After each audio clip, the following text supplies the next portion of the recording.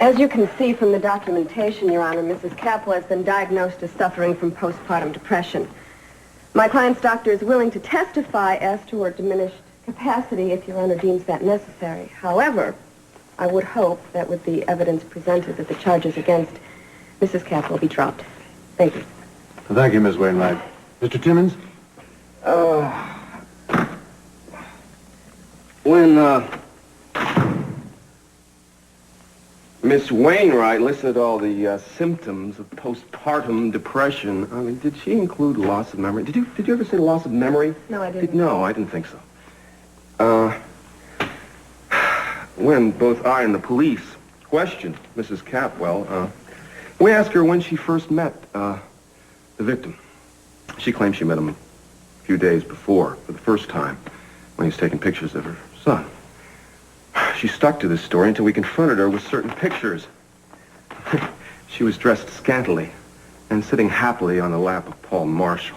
These were taken 3 years before in Hollywood. I submit them as Exhibit A. Let that be recorded. Go on, Mr. Timmons.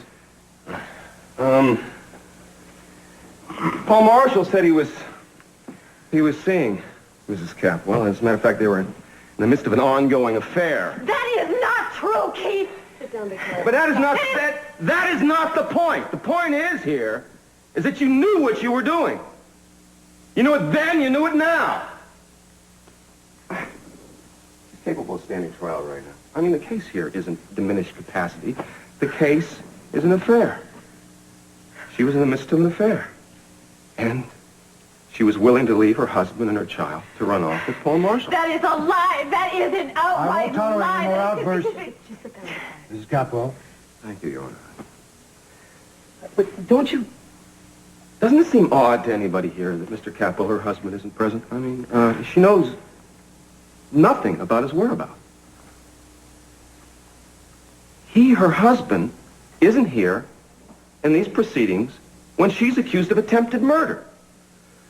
I don't know, I can't, unless his knowledge of her affair explains his conspicuous absence. I think, Your Honor, she shot Paul Marshall in a jealous rage when she found him with a counsel for the defense. Oh, that's it.